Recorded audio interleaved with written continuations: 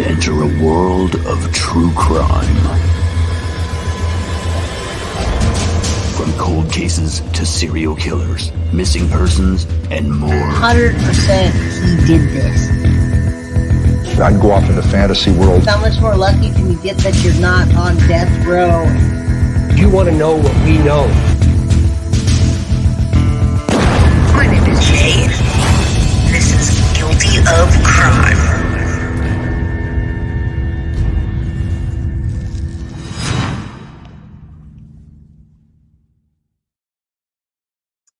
Hello, everybody. If you saw my intro, it's Jay with Guilty of Crime, and I'm back. I just saw you guys a little while ago, and yeah, if you see my background, you can see this is an after dark special.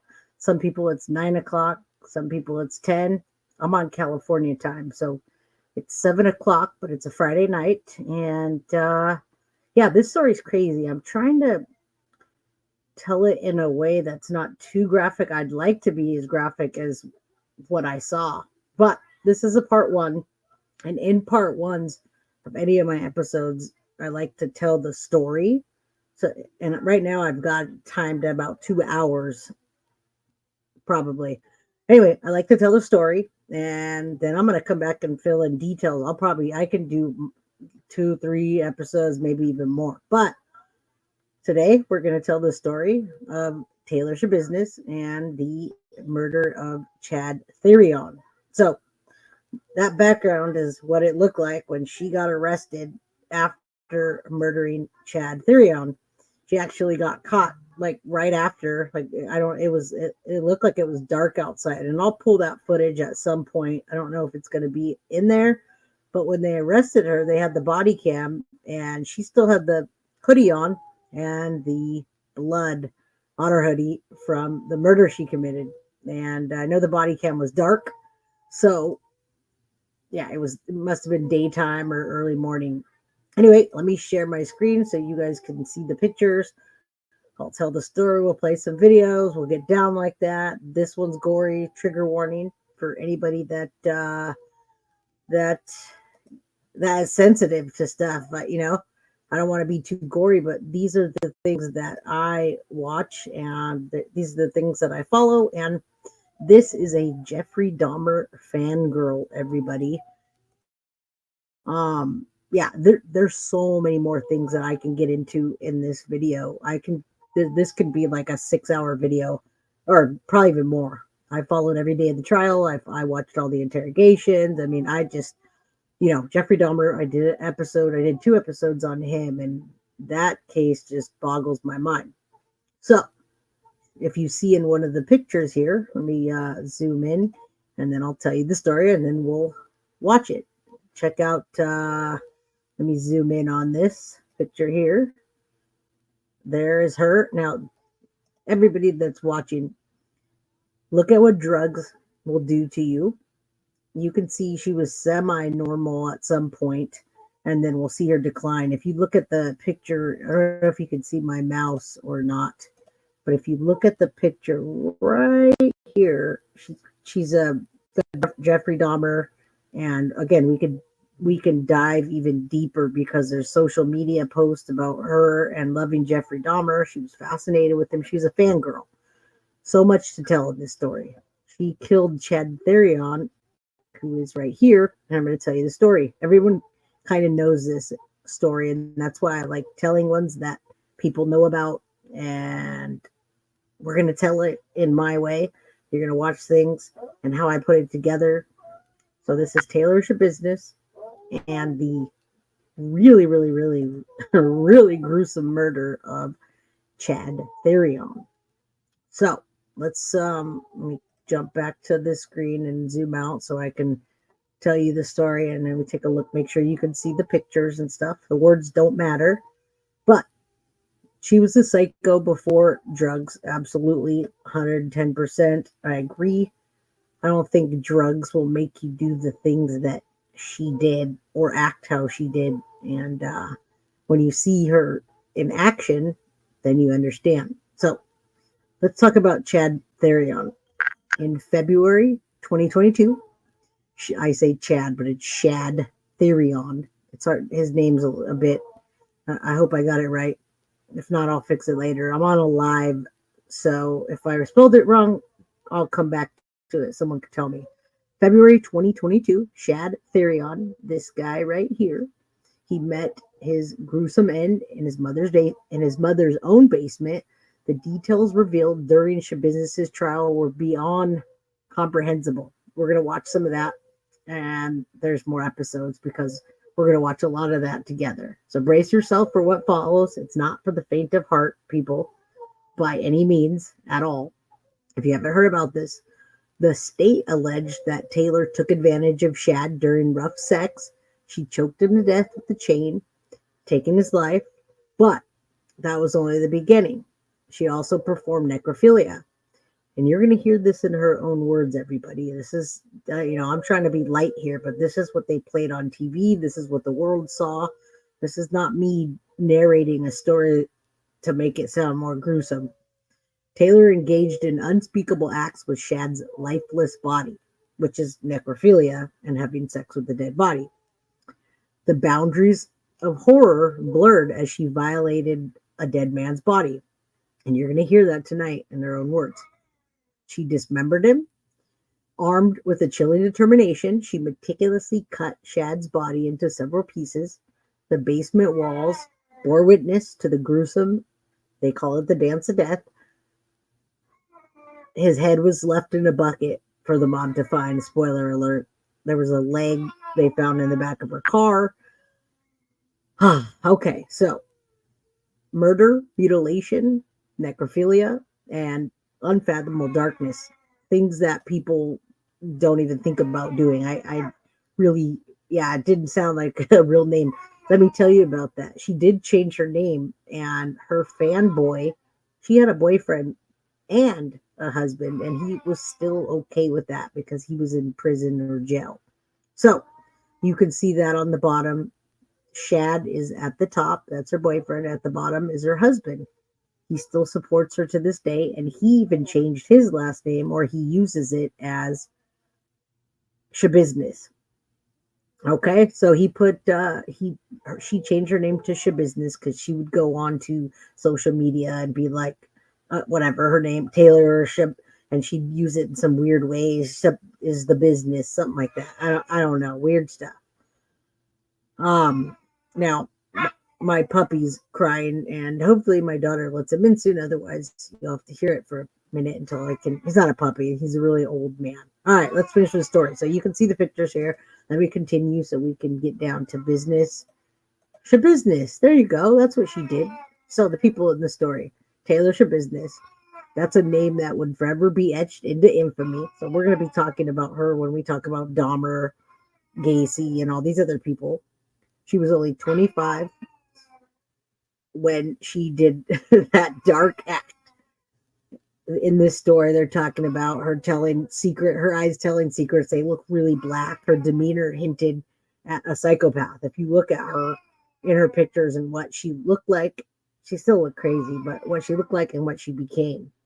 So she was, obviously already in some darkness before she started doing meth and heroin and so forth. And you'll hear about that. Okay, a crime that you defend and a reason that humanity can't understand. I mean, you can see her lawyer here and she's fighting her lawyer. So, yeah, not good. Let me see if I can get somebody to let my dog in here. Hold on.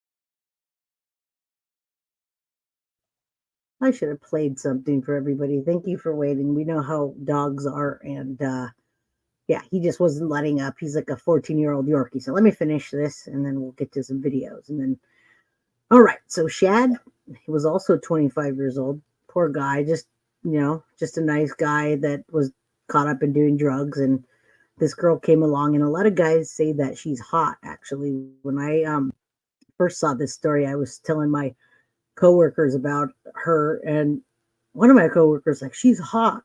So her real name was Coronado. Yeah, I'll definitely get to all of this.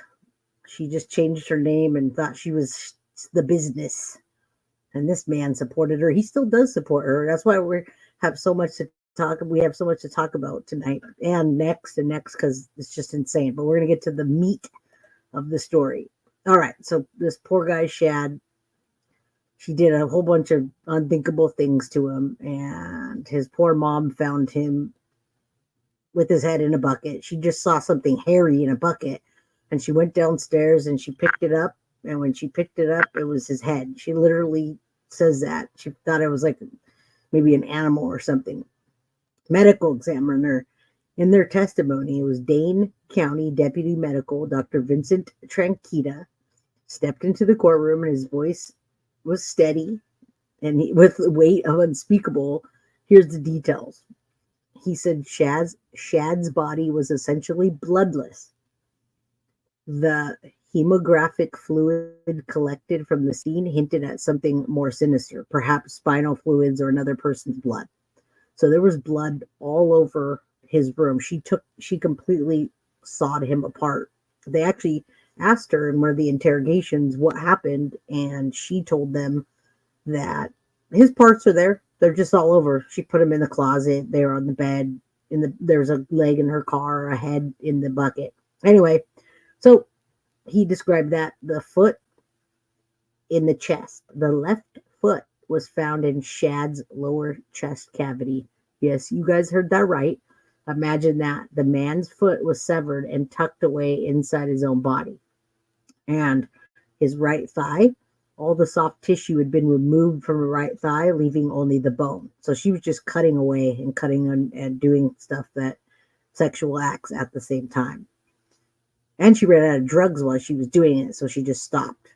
The right knee to the foot remained intact. So you could see there, she's in court smiling, and they're showing the, and I hope everybody's with me tonight. It's good. People are still coming in and coming out. We have a while. Take a look at this. There is her smiling as the coroner talks about what happened. I put that closer so you can see her smiling and all the wounds, his head decapitated, his legs cut up, his chest cavity, and then she just cut the foot off and stuffed it in the chest. She just did it for fun, everybody. She has something she was thinking about and she wanted to do. So, almost to the end where you can start seeing images. I'm not a podcaster. All right. So, when she was asked about the duration of the process, the medical examiner was hesitant but said quite a few hours. And it was just in one night into the early hours of the morning. All right. We all know, and if we don't, she was found guilty on first-degree intentional homicide, mutilating a corpse, and third-degree sexual assault. The jury deliberated in less than 1 hour. She now resides in prison, and her life forever will be entwined in this dark tale that I'm telling you right now. So, I'm going to take this stuff off and see who's here, and I'm glad that you're here because we have some things to show you tonight. It's crazy. Yeah, I mean, some people can't handle these stories, and that's okay. It's not for you to watch, probably, because there are definitely some crazy things that come right out of her mouth. So we're going to watch the story. I'm going to let somebody narrate it for you, and then we're going to listen to her talk in some interviews, and we're going to just see the madness that she did to this guy. And yeah, the mother found his head in a bucket, and she picked it up like this. I know. Oh, look at them. Look at my arm. You can see right through it because I have green. It's like neon green on my arm, so it's going right through. That's pretty cool. I haven't had a green screen before. Wow. All right. I wish tattoos looked like that for real. How about the other arm? Let's see. Anyway, sorry about that. Yeah. The mom found his head, picked it up, thought it was like a raccoon or something. And I watched like every day of the trial. I couldn't help it. When I saw the headline of fangirl, Jeffrey Dahmer fangirl, I was like, what? What happened? Okay, so now you're going to hear what happened, and you're going to start to see stuff. So if you're not it's not for the faint of heart. If you don't want to watch this, you can't.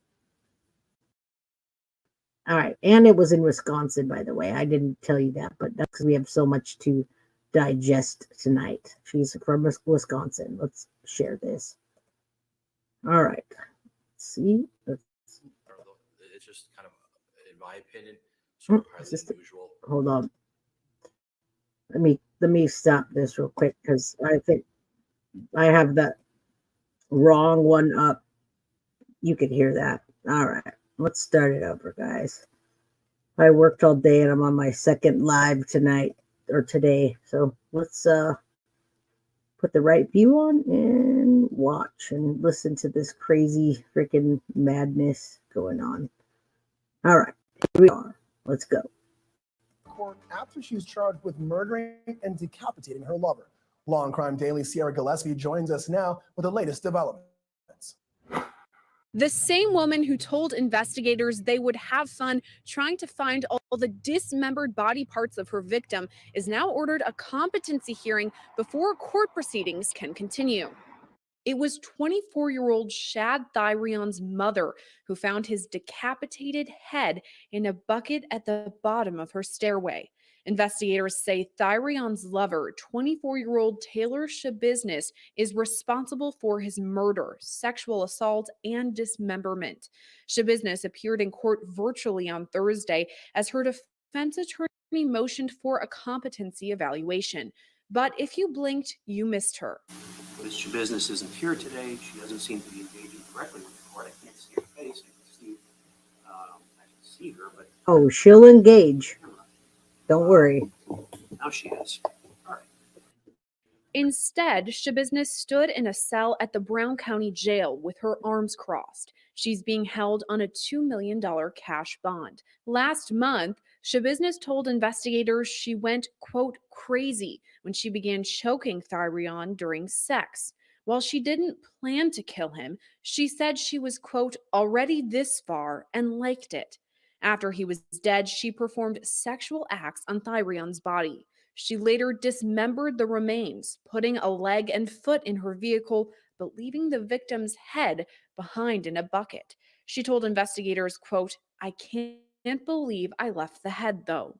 She also told investigators that she had become paranoid after smoking meth and shooting up trazodone. Schabusiness's attorney requested a competency evaluation, saying he's concerned about her ability to assist in her own defense. Who's going to represent Ms. Schabusiness in this very important case? And it's getting a little bit confusing. She's making some of these choices to allow it to be confusing on her own.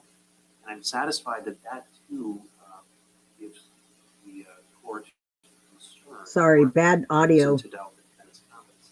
The results of that competency evaluation will be discussed at an upcoming hearing set for April 4th. Schabusiness is set to appear again in court next week on March 22nd for her adjourned initial appearance. Reporting in Green Bay, Sierra Gillespie, Law and Crime Network.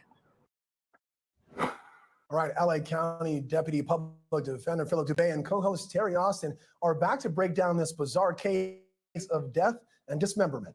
Terry, walk us through competency. How will it affect the case if she goes to trial and any potential plea deals?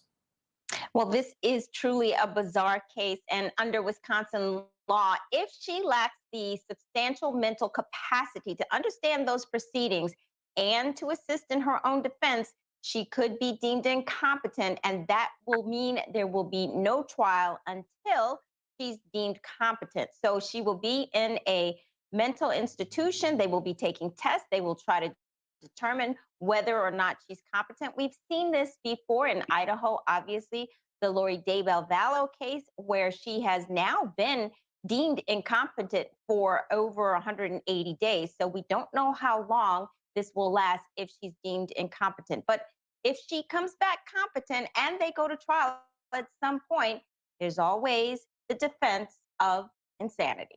All right, Philip, let's talk about that defense, because in my mind, there has to be an insanity defense here, right? And again, I don't think there's any way the prosecution can argue against that or Can they? Well, it depends. The standard in Wisconsin is that they have to prove, or the defense has to show, that she in fact has a mental illness, a mental defect. And typically that has to be a settled psychotic spectrum disorder separate from a drug-induced psychosis. So you can't just get loaded and high on meth and opioids, commit a crime, and then cry insanity. You have to have a true settled mental illness independent of any drug-induced psychosis that you might have. But once you show that, then she has to show that she lacked the capacity to appreciate the wrongfulness of her conduct or to conform to the law. Well, let's assume she can make out the fact that she has a settled psychotic spectrum disorder. Her problem is that she was able to adequately clean up the scene afterwards, dispose of the head, clean up. So it clearly shows that she could appreciate the wrongfulness of her conduct and could otherwise conform to the law. All right, maybe this isn't as black and white as we originally thought, but of course we'll get more updates on Taylor Schabusiness as the case continues. All right, and everybody's talking about Riley Strain today and tonight, and I can understand why. So, everybody, hope you're hanging in there. I know some people got out; they're having trouble with the chatting, but let's keep going. I'm going to show you who this woman is, and then we'll have longer periods of videos. But this is how I tell my stories. Let's see how she is. So she wouldn't show up for the first part of it, and she tried to play the not competent Lori Vallow Daybell defense that she's crazy, and you're going to hear that she's crazy, but not in the way that she wants us to think she is. Check this out. All of these first clips are going to be really short, so I got to make sure that I turn them up for you and we play it. I just want to show you who this woman is before we get into it. She's crazy, but not that type of crazy. All I can say is crazy. This is a crazy wild ride. It's just kind of, in my opinion, sort of highly unusual that this picture, of the deceased would be presented to the jury when the doctor could easily testify about, the cause and manner of death. The picture isn't going to really add too much, in my opinion, but I totally respect the court's ruling. I just want to make sure I made all my arguments to the court. Sure. And I understand that. Photographs can be helpful to juries in understanding what witnesses are testifying to. For example, I think that argument could be made probably regarding every single photograph. This is so low. Come on. Sorry, guys. I don't know what the volume is up with the volume. Photos can be helpful. They can. And so I understand that argument. The doctor could just simply describe everything, but the question is this going to be helpful to the jury? And will the prejudicial effect outweigh the probative value? I don't think so. I do think it'll be helpful to the jury, and so for those reasons, I'm going to allow it to be admitted. Okay, she was smiling about the pictures and decapitating. I just wanted you to kind of see who she was before we get into this. And yeah, definitely not the definition of insanity that you would think. And yeah, YouTube has been a little bit goofy tonight, but you're seeing lots of different faces of Taylor Schabusiness, and a lot of people wouldn't even want to take her case. Everybody keep that in mind. With what I just told you, it's really hard to get someone to want to take that kind of case that would have a reason why they shouldn't. And she gets somebody to take a case, and then she attacks them in court. So then after this, we're going to have a whole different attorney. Watch this. All right, I got to show you this quick clip, but for no reason. And I don't know if she was trying to act like she was incompetent or not. And yes, her faces, that's why I'm bringing this to you, because her faces are just outrageous. The shit she does for no reason. Their volume sucks, but you don't need to hear this. No.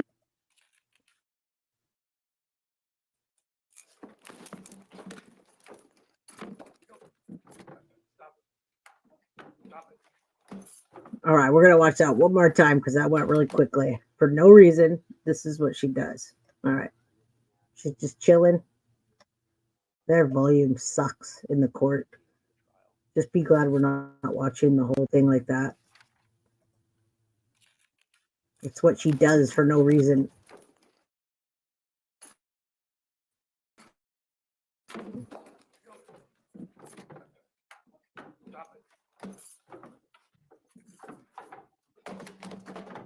It takes like 2 or 3 guys. Watch, more people come. Look at her. I don't know what she's trying to do.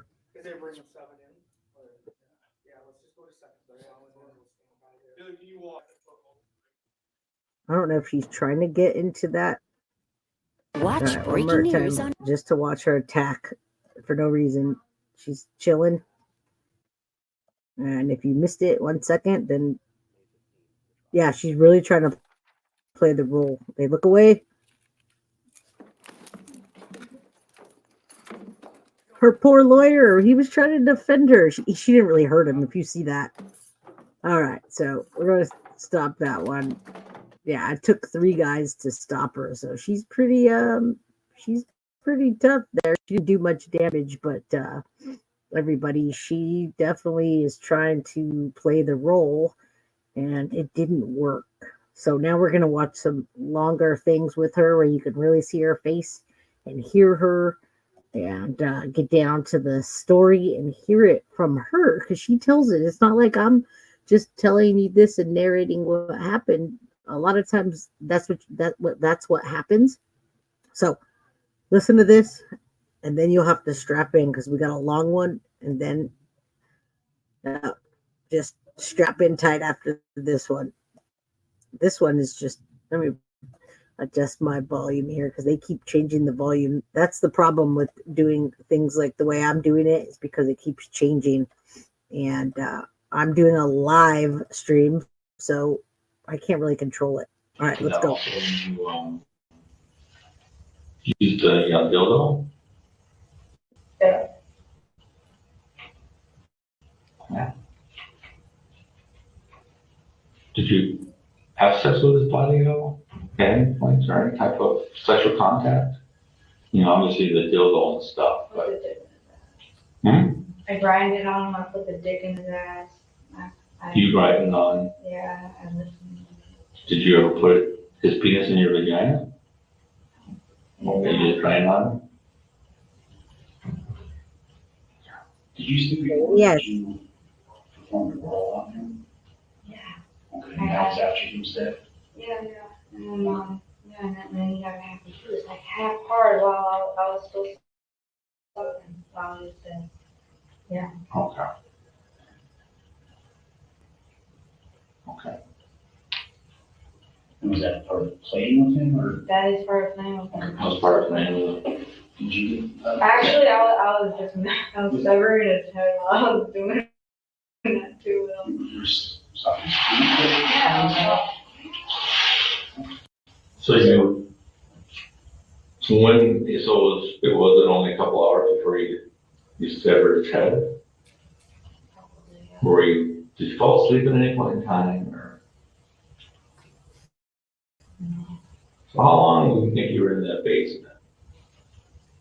Because you didn't leave until like 3 or 4 this morning, right? But what about during the day? What did you do during the day? Oh, she had a whole day after that. She lived her life. I don't know, like I was kind of like dozing off, nodding out.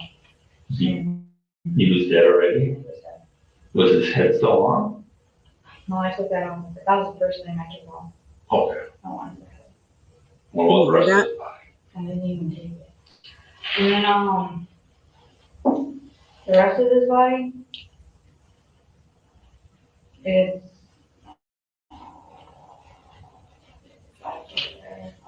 like on the fucking I don't even know what it is. It's in a big blue container, you know? It's a big container? Tupperware. It's like a big Tupperware. It's not a Tupperware, but it's a Tupperware container, like a big storage code. Yeah, one of those. And then So that's where the body parts are in? Or are they, I thought just they're in a black bag. They are. They're scattered around. Okay, so both probably. But when did you start, cutting up his body? Wow, like almost right away. I was sucking and cutting at the same time. Then what about the rest of his body parts? Did that take all day? Did you? I was getting pissed off at the dismemberment process, actually.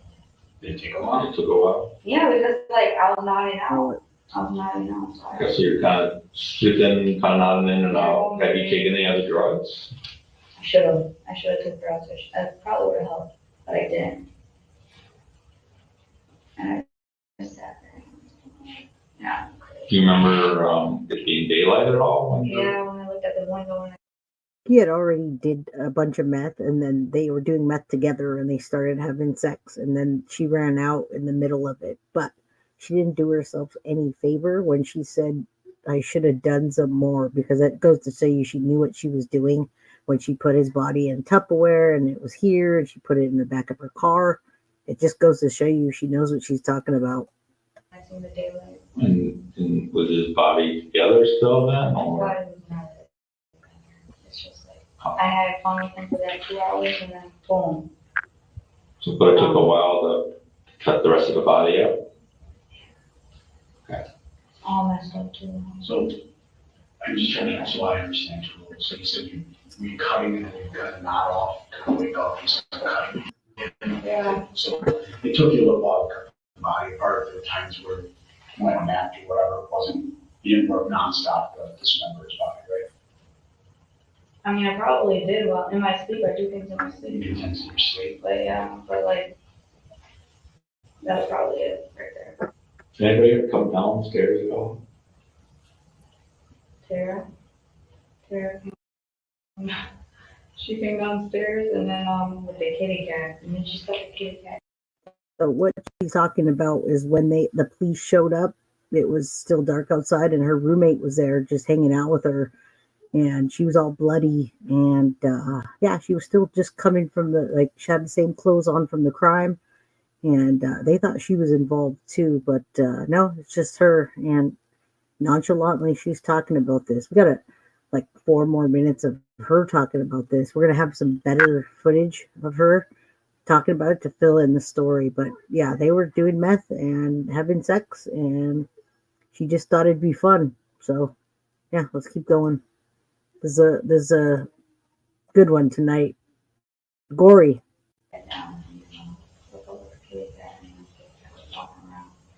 And I threw the kitty cat, and then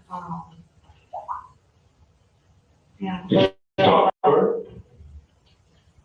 I'm like, hey Tara. I don't know, it's just weird. Cause it was an open space, there was no closed door, and it was weird. Did she saw anything? I have no idea. I don't even have to ask.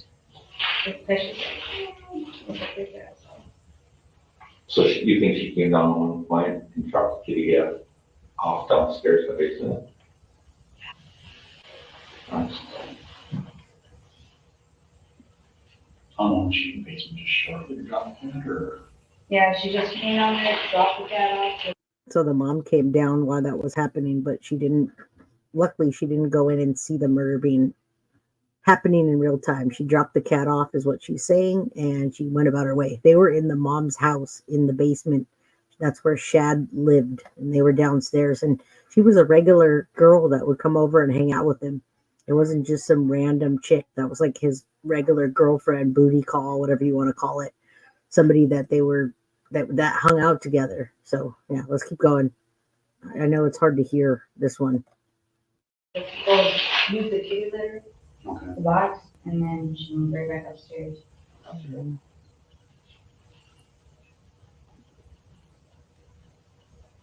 Yeah, and then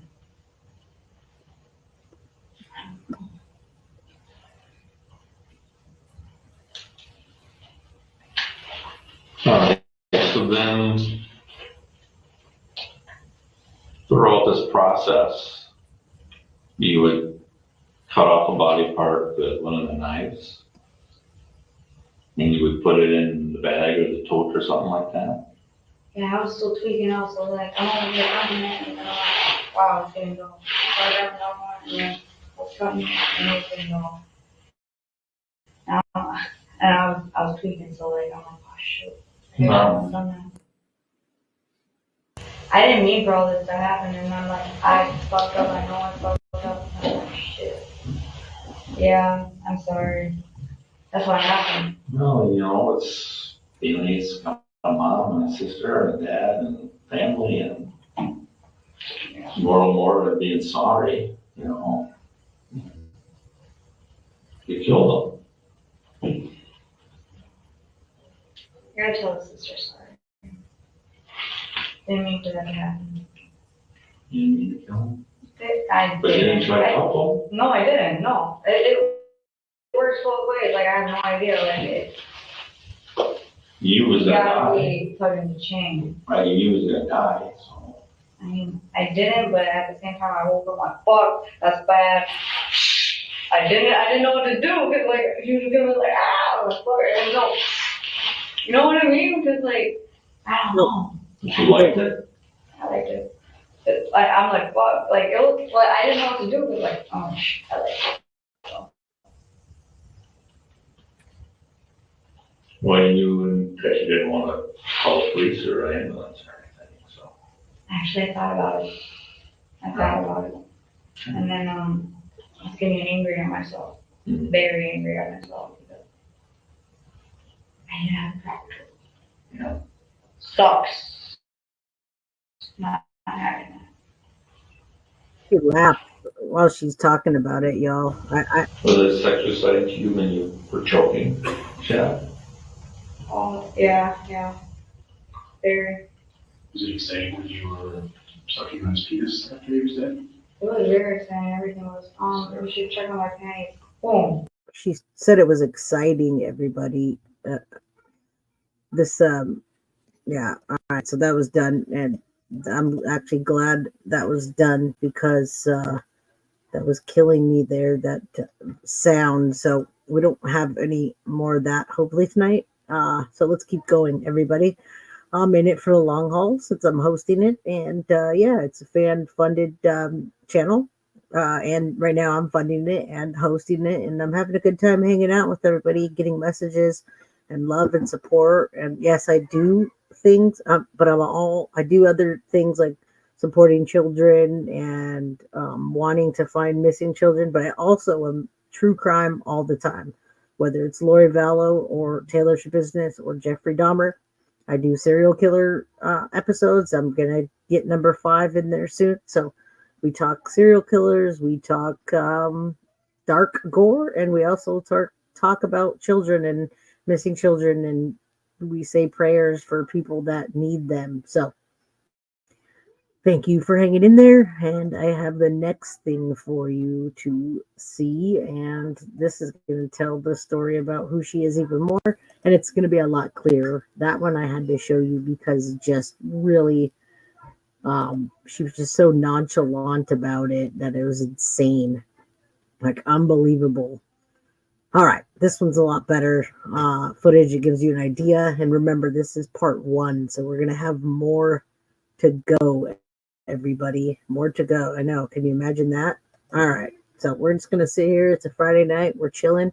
We're going to watch her faces, see her reactions, see what they talk about. And yeah, that's how it goes, everybody. Happy Friday night to you. And I hope you're doing something interesting. Maybe you're cooking or I don't know. We're still real mellow here. I think my channel's loud, but the volume goes up and down because of the videos. And court.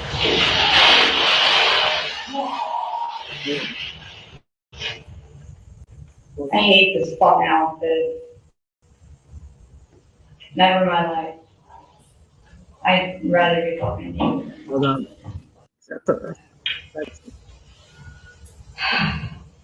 All right. So we saw through You went that. Sorry, guys. This is there's more to it. I know there's better footage here, and they don't timestamp their stuff. Otherwise, I'm gonna have to find some different footage. Okay, let's get back to this one. It was very exciting. Everything was fun. We should check on my I page. should have done this before, but I thought it was. Hey, can you see this? I'm going to ask you a question. I just want to kind of clarify some things quick. Dr. Grau will be here shortly. Probably, I believe he's going to stop. It won't take long. So, after the incident where you choked him out, can you describe how you placed him before? Because you said you cut his head off first, correct? Yeah. Can you describe where was he laying on the bed? I pulled him, Okay.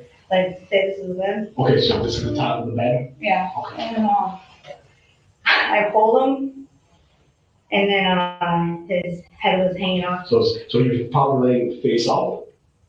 So Yeah. his back was on the bed? His back was on his the bed. head's partially off the bed? Yeah. Okay. And then the tub was like right there. The pail that you had the Yeah. head in before? Okay. So basically his head's here and the bucket's right here? Yeah, and then from there, I severed his.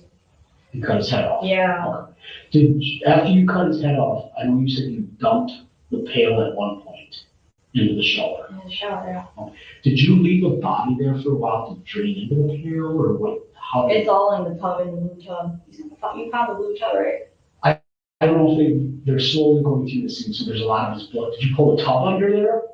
Oh no, I moved the tub like real fast. Oh, so you cut the head and pulled the tub under there? No, when I was dismembering the body, there was, I mean, I'm going like this with a knife, so there's blood fucking going everywhere, sorry. Okay. Yeah, and then, But initially when you cut his head off, there was a pail underneath, correct? Okay, so the head went into the pail, the blood went into the pail. Did the blood bucket fill all the way up with blood? no. No? Okay. No. Then did you move them again when you started with the pail? Because you're talking about that blue Tupperware thing. So I think there's a black pail, and then there's a blue Tupperware thing, right? And then his head was hanging off. And then I cut the head off, and then I moved it over, and I brought it back, and then I put it in the pail. Okay, so initially the head went into the blue Tupperware thing, kind of? Yeah.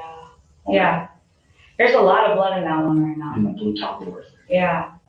At any point did you, like, before you, because you said you removed the head first, did you start removing the limbs right away, or did you kind of wait a little while? And That's the weird thing, like, cause when it started happening, like, I started, like, nodding out. Okay. And then I was going crazy on the limbs, like, even while I was sleeping, and then it looked messed up, and I didn't like it. Okay. But you believe the blue tub, that big tub, like, probably, I'm thinking it's the way you're describing, it's only, like, Tupperware tubs about like this size, that's your cubic foot one, and that's where most of the blood is, along with a bunch of his organs. The organs are everywhere too. His organs are everywhere? Yeah. Did you, like, hide organs in the house? Oh, they're in plastic bags, In the tub? You just remember. In backpacks. In the backpack? In the backpack, and then in the. Did you remove all organs, like his intestines and everything, or where are the intestines? Do you remember? They're gonna be in a plastic bag. She's being very forthcoming, at least, y'all. They could have had this long, drawn out trial, and she could have made it a lot harder. Although she should not have even gone to trial, because the things that happen in trial are outrageous.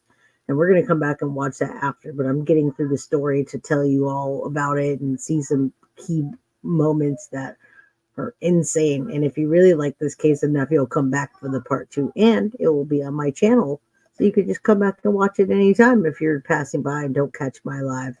They're all in plastic bags too.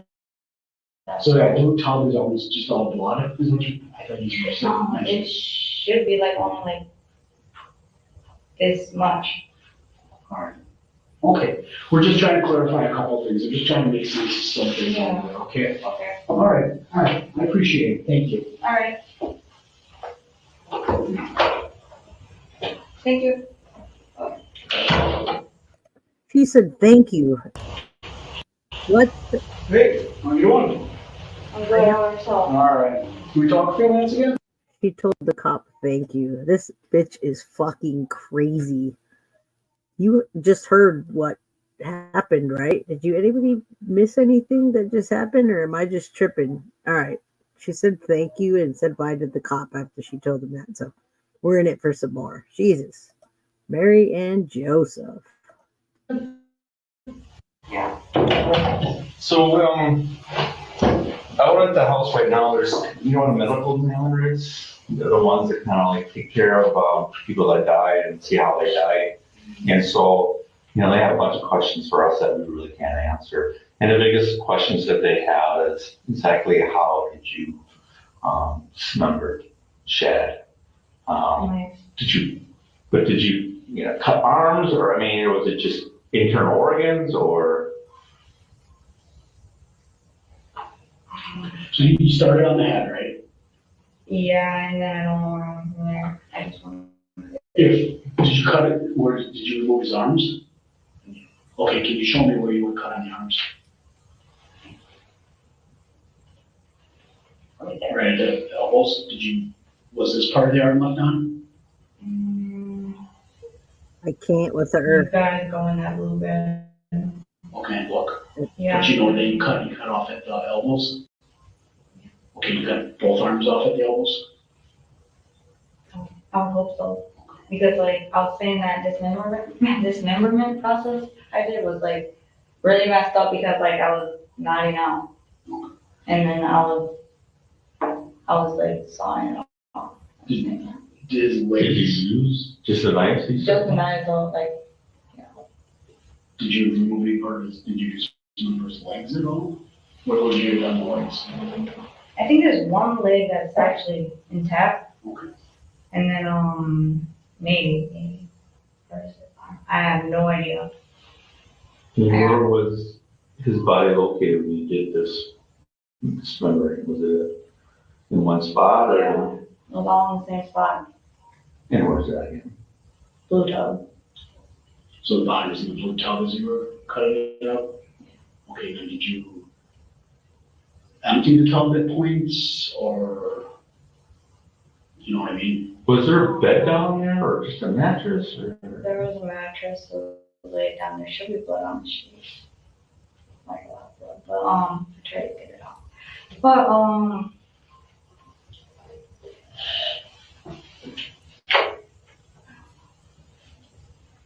I can't fucking think right now. I'm sorry.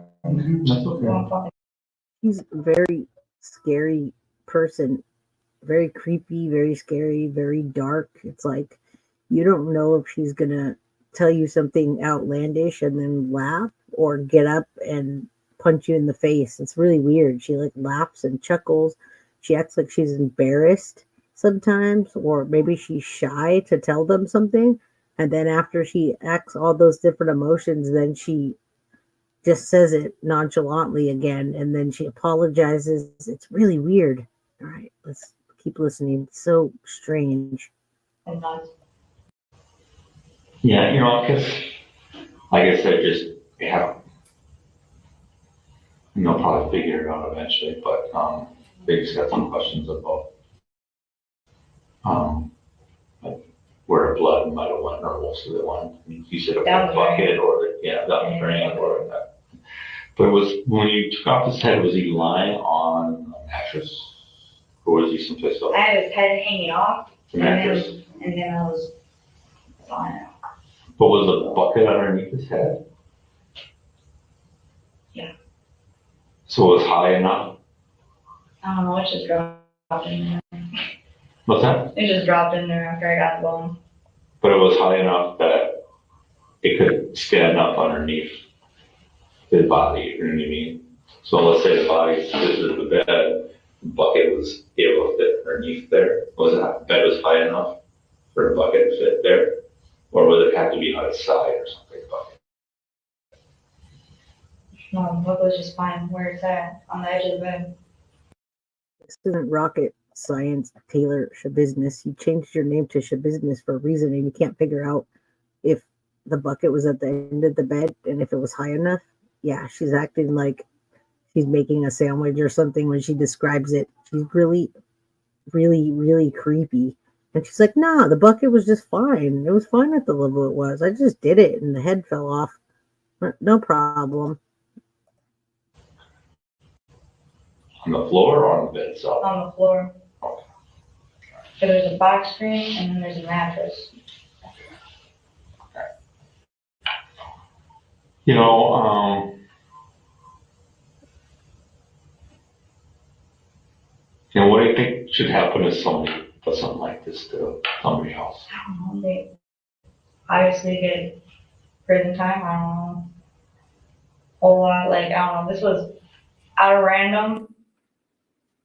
Think it was the right thing to do? No, I did it anyway. Yeah, and I just want to clarify, when he had the chain around his neck, were you behind him Yeah. and kind of with just one end or two ends or the chain or in just one? If you hold it out of, because if you wrap a chain around someone's head, you just hold one end of the chain, the other end is going to go loose. No, so if you've seen, there was a ring and there's two rings, and then like you can pull the chain link from under the ring and then pull it back. All right, so then a loop at the end of the chain that could go around, kind of like a dog choke collar. Yeah, exactly. Okay, do you think it was a dog choke collar? Could have been. Very much so. Was it that size? It was that size. Very large dog. All right. And so then you would have been, was he laying on the bed? Or kneeling or something else? He would have been on his stomach. Something like that? Yeah. Is that what you're talking about? Yeah. Jumper chain? Okay.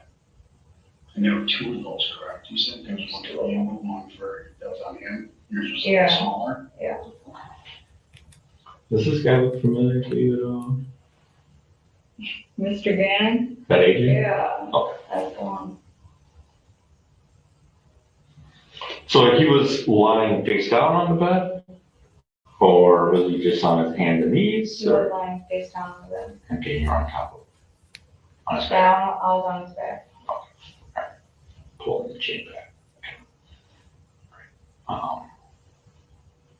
Hopefully that helped them, Did you guys find all the parts here? So going through the process of looking. So, did you remove any other? You said you had the heart and the liver. How about the lungs? Did you remove all that from the chest cavity? Or did you leave them in there? Or? It could be in there. Do you remember? Or They're all in plastic bags. separate bags or one big bag? They're all in separate bags, like Walmart bags. Oh. Feel fine. Long should they go? Okay. Are you doing all right? You need anything or hungry or anything? Or? One thing. What? Just one thing. Well, you're right. I mean, you don't need any food or eat no water, obviously. So you need maybe some meth, maybe some heroin, anything, any food, a knife, maybe. Anything for you to restroom, knock on the door, and then you realize that, you're probably going to jail after this when we're done. So I didn't know that. I'm just, tell them what it is, and I'll make screw around with anybody. So. All right. Yeah. You've been forthcoming with us, so we're going to be forthcoming with you. Thank you. And we appreciate it. I mean, like Dave said, if somebody kills somebody and dismembers them, do you guys think that person should go to jail? Oh, fuck yeah. Yeah, this shit was fucked up. So like I don't even know. Like I'm like, God damn. Yeah. So, you know, you see where we're coming from and what we got from personal. Yeah. Sucks. Right. Sucks. Just I had a bad day. Damn it. I messed up while I was doing all of that, and I stuffed his foot in the chest cavity and then put him all over and then put it in bags. I really messed up. Darn it. Tomorrow's a better day. Need something to knock on the door.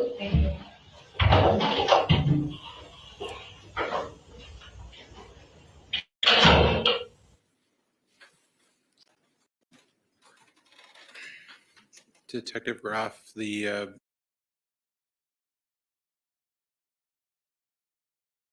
We're stopping that one and we're on to the next. So you guys got your intro, you got her weird stuff going on, you saw her in court, you know the story, and we're gonna keep going. That bitch is crazy. This is for adults only, everybody. So now we're gonna hopefully have some better footage going on. That footage isn't that great, but let me tell you, this is going to go down in history, this case. Like, we're not going to see something like this for a really long time. And yeah, it's bad. It says it something blocked. Let me look at my StreamYard real quick. Hold on. I blocked myself on something. Close out of that. Hopefully you all can see me okay. Yeah, she's nuts. This case is just because of what she did. It's insane. And I mean, she's going to go down in the books for this, and she knows that. And she talked like, you don't get this kind of footage. We watched the Gentle Giant Ed Kemper last Friday. We watched him talk about himself some more. And you know what? That's how this case is going to be. All right, let's put this on, and we're going to watch some key highlights because we're not doing the whole thing tonight. But we got a couple more pieces for you. We're at an hour, and we're just chilling. Everybody seems to be doing something, keeping themselves entertained. And I know how Fridays are. Sometimes it's hard to find something on, and you just want to like relax. But this is really low and like mellow, and you could lower my voice if you want to. Guilty of first-degree intentional homicide as charged in count 1 of the information. Question 1. At the time the crimes were committed, did the defendant have a mental disease or mental defect? Answer, no. 2 sets of openings, closings, deliberations, and verdicts. But that's not all that set the case of Taylor Schabusiness apart from the rest. I felt bad because I'm like, damn, he's gonna be losing after this. I'm like, might as well just kill it. It's a gruesome case with almost unbelievable details. A 25-year-old Wisconsin woman convicted of murdering, dismembering, and sexually assaulting her lover. Well, you're gonna have fun trying to look for all the organs, so yeah, they're all dismembered. Yeah, all those And movies. you also said that you enjoyed it, right? And I enjoyed it. Oh yeah. We're taking a closer look at the bizarre case, from the moment the victim's remains were discovered to the defendant's confession and the jury's double verdicts. Lifted the towel off, and there was, in fact, a human severed head in the bucket. Ms. Schabusiness had blood on her hands when she was arrested. You got blood on your hands here, blood on your hands. Where we have complete decapitation. In other words, it's going completely through the neck, and the head is separate from the remainder of the body. The story begins in Green Bay, Wisconsin on February 22nd, 2022, when investigators say Schabusiness knowingly killed her lover, 24-year-old Shad Thyrion, in his mother's basement. After her arrest, Schabusiness explained what started as kinky sex quickly escalated to something more severe. I was strangling. You were strangling him. I was having fun with them. After strangling Thyrion to death, Schabusiness dismembered his body and sexually assaulted his remains. That she played with his penis after he was dead. What did you do with the head? The head I put in that bucket, that black bucket. Black bucket? With the blanket on top. Okay. And then where'd you leave it? Leave the head? The head's still in the bucket. It's right by the stairs. Thyrian's mother found her son's head in the early morning hours of February 23rd. Pretty positive my son's head is in a bucket. I know. When investigators arrived on the scene, they found something out of a horror movie.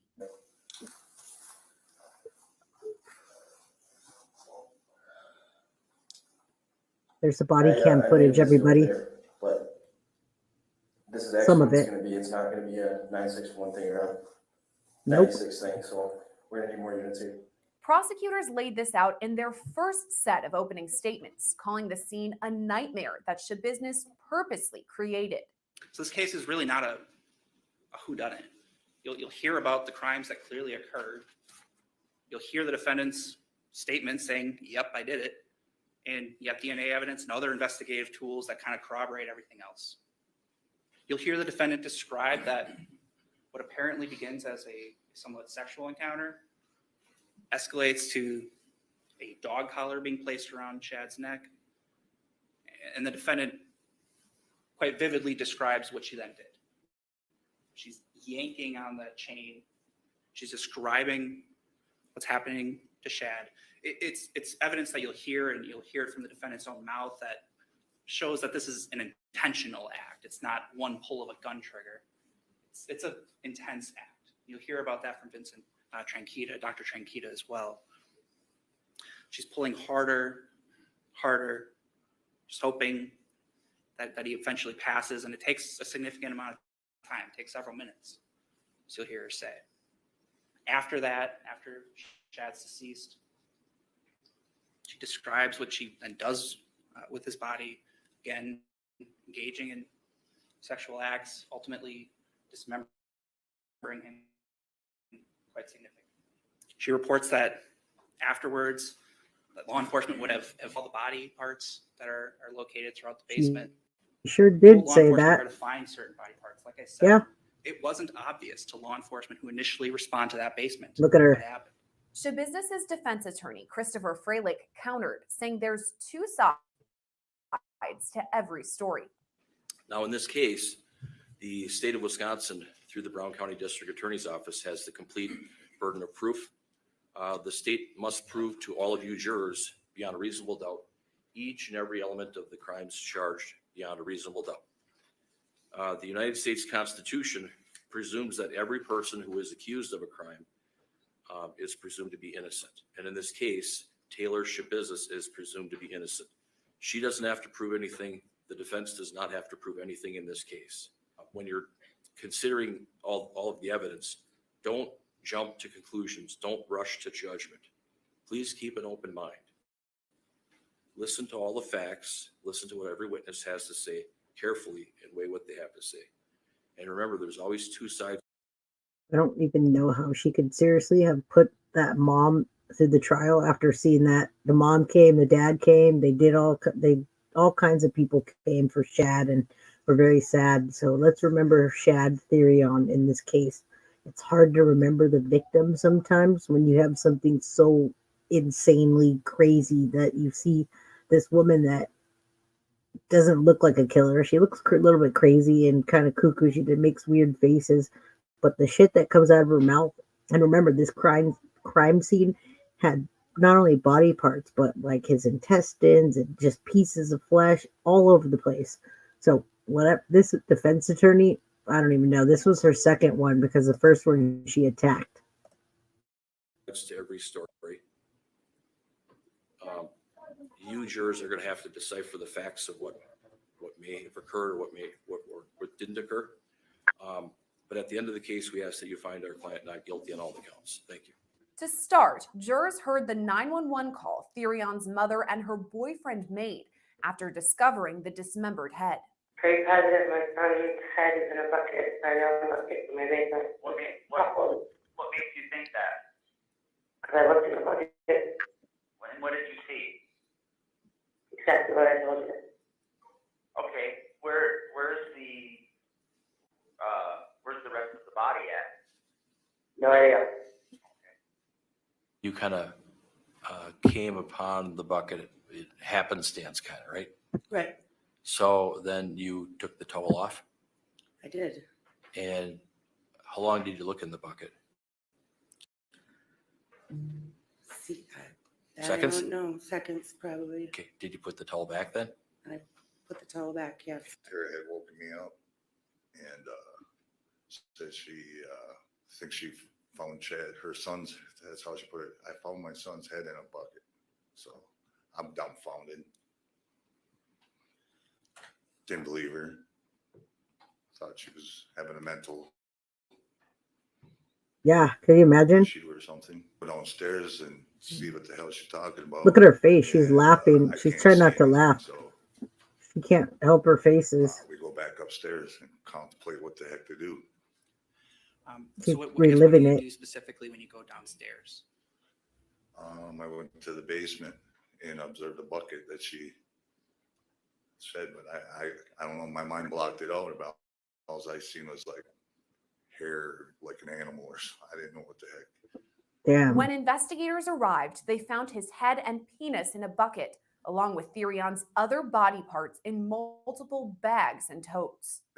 Look, right? There's a bucket with a towel on it.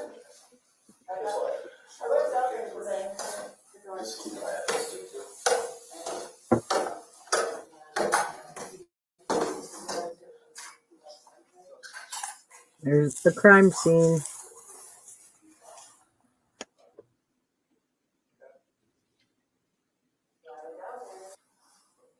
Dude, it is.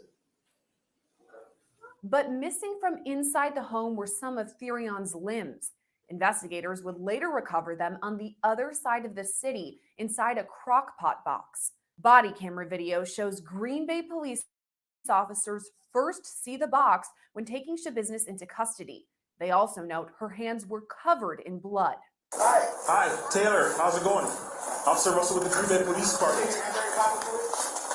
Just make sure you ain't got nothing on you here. With Taylor. Contact with Taylor. You have a warrant for your arrest. Just put your hands behind your back, please. Anybody else in your apartment? You got blood on your hands here. Schabusiness was then taken to the Green Bay Police Department for several interviews. Jurors were shown multiple videos of the first conversation detectives had with her after her arrest. I hate this outfit. Never in my life. They found part of Shad at his house, his mom's house. Found his head. Where's the rest of his body? It's there, inside his house. It is in the house? It's inside his house. Okay. Can you tell me what happened? It's a good question because I blacked out during that time. Schabusiness then described in detail what led up to Thyrion's death. She admitted to smoking meth prior to the incident and referenced both blacking out and tripping. She did recall, however, that she strangled Thyrion to death with a dog collar. To get it. He likes it. All right. And I was gonna walk him like a dog. You know, and he wanted that? I have no idea, but I was gonna do it anyway. Okay. And you claim it was his idea? Was it changed? No, it was his idea. It was all him. All right, so you're on the bed. The chain goes around his neck and you start choking him. She's trying not to laugh, y'all. She does that throughout the whole trial. That's why we're taking this in pieces because there's a lot. But yeah, she puts her hand over her mouth, and you're gonna see later they have to put a thing over her face so that she doesn't make faces like that. But yeah, she laughs. She is crazy, but not by the definition that you would think. And you just realized that he was gonna die or what? I'm just like, I think I went a little too far because I was blacking out while I was doing it, right? And then and then I look at him, I'm like, shit, he's already crippled. I'm like, fuck, I'm like, I don't know if he's fucking, is he good? Is he good? But then when I woke up, during the blackout, I'm like, shit. Like he was coughing up blood. I'm like, I don't know. I just kept on going. Like, damn. Sorry. You made the comment, you said that when you were choking, you was coughing up blood, you kind of were like, I'm going this far, I'm just gonna keep going. Did you realize that by continuing that made you home? Like, yeah, because I felt bad because I'm like, damn, he's gonna be losing after this. I'm like, might as well just kill it. After that, Schabusiness says she both sexually assaulted Thyrion's dead body and dismembered it. So he dies, he's dead. And then he just kept playing with his body. Okay. And when did you decided to, how long did you play with his body? Is that when you thought it was booked outside and might have been light out too? I was so dark. Still dark? Yeah. Oh, it's gotta be like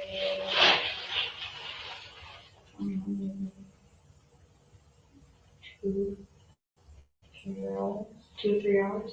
I just played with him like that. Well, you said play with him, what do you mean? Play with his dick. Yeah. Like I put him up over the Did you guys hear that? She said she played with his dick after she killed him. This is for adults only, everybody. But yeah, she's laughing and she just said that like nothing. So after he was dead and she cut him up and stuffed his foot in his chest and put him there and put him here, she was still having sex with him. Like, no problem. bed and then suck with it. But when did you start, cutting up his body? Like almost right away. I was sucking and cutting at the same time. She also described cutting up the body using knives from the kitchen. How did you dismember his body? Knives. With what? Knives. Knives? Just more than one knife? Where'd you get those from? Kitchen. You know. You weren't sharp? No. It was alright. Bread knife works good. Bread knife? A bread knife works good, yeah. Really? I had to use what I used, so yeah. I got lazy last night, so. The medical examiner later confirmed much of Schabusiness's testimony, saying Thyrion's injuries were consistent with strangulation. Doctor, you mentioned that you were present on scene and had the opportunity to observe two metal dog chains that were collected by law enforcement. Is that correct? That is correct. And did you note any consistency between those chains that were collected and the marks that you observed on Shad Thyrion's body? Yes, I did. And what was that? Watch this, guys. When I'm observing injuries or trying to interpret injuries, I am looking for. And I have to stop and tell you, this is why we're all wanting the medical examiner report for poor Madeline Soto. This is why they don't want to release it. I know toxicology is not back yet, but you can see this one. You want to see a report? Here's a report for you. They're showing it right now. So if you're coloring and not watching, you should watch this part or go back and watch the replay later because there's some graphic shit in here. And yeah, it's for adults only. For patterns. Anything that I can use to convey to an investigator, hey, you may want to look for this at the scene.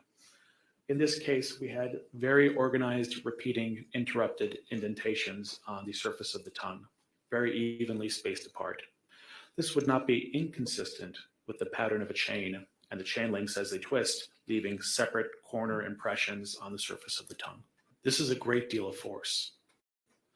We're not talking about simply injuries to the superficial structures, for example, the skin. I have injuries to the very thick muscles on the sides of the neck. I have injuries to the soft tissues beneath this.